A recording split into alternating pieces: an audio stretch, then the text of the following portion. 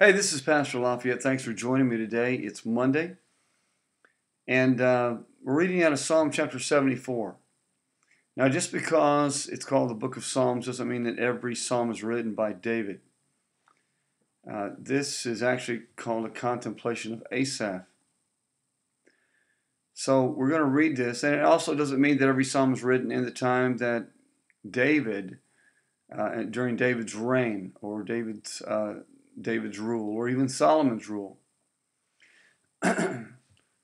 This is actually a psalm that is, scholars have said that it's about when Nebuchadnezzar, that's the king of Babylon, came against Israel and destroyed it, took the temple, took things out of the temple, just flat out ransacked the place. So remember that as we're reading this. Verse 1, O God, why have you cast us off forever? Why does your anger smoke against the sheep of your pasture? I'm going to stop right there. If God is angry, you did something wrong. I mean, it's about as clear as a bell. If God is angry, you've blown it. It's not his fault. He's not just arbitrarily trying to put something on you. Something's wrong. If we are continually having problems in famine or having problems with pestilence, or listen, we've got to start asking the right questions. We can't start pointing fingers at God. We have to ask God, what is it that I'm doing or not doing that I need to do? We're great at blaming God for every single thing that happens in our lives. My friend, you and I pay for most of it. We get it. We did most of it, all of it. We do it. Now, I believe the enemy is part. I believe he does attack. I believe there are times when he does attack. But realistically, for the most part, we get into trouble because we did it. Man, I don't know why I don't have any money. It's because you spent all that money on diamond jewelry, or because you went and bought a bunch of toys so that you could play in the desert or drive around. I mean, it's because you decided to up for a nicer car. You didn't like the one you had, so you got something better. That's why you don't have any money. We blame God for a lot of things. We do. We're so good at that. And here he is. He's asking, why in the world have you cast us off? What's wrong? What have we done? It's the same old, same old. Verse 2, remember your congregation, which you've purchased of old,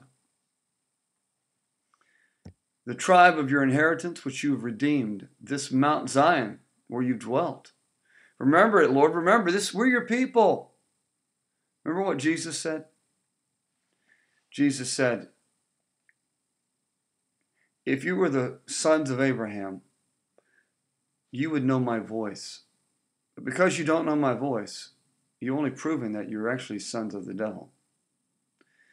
They're going at it from, hey, remember us. Remember who we are. And I'm sure he's thinking, who are you?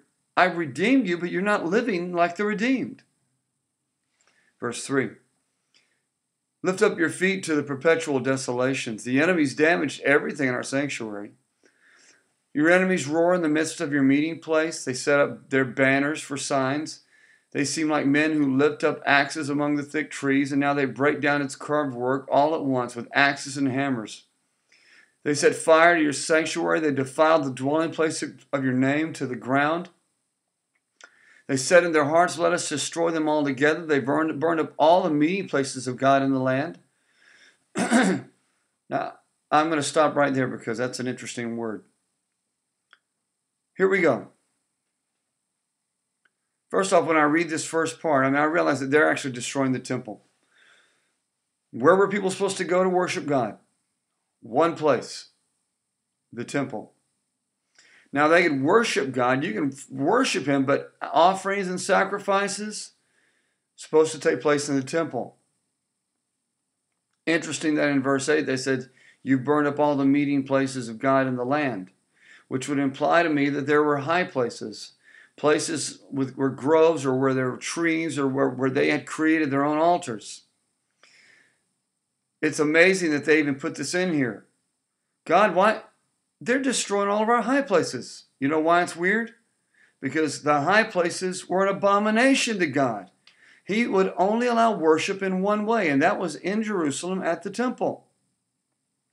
And they're all freaked out. They're destroying all the high places. Of course they are. He's not there.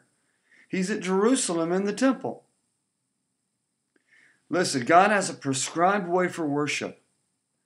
He was trying to get that through to them in the Old Testament times. And they didn't get it. And because they didn't get it, it's why they got what they got, which was destruction. There's a lot more to this. We'll pick this up tomorrow. I've already taken too much of your time. But God bless you. Have a good day. We'll talk to you tomorrow. Bye-bye.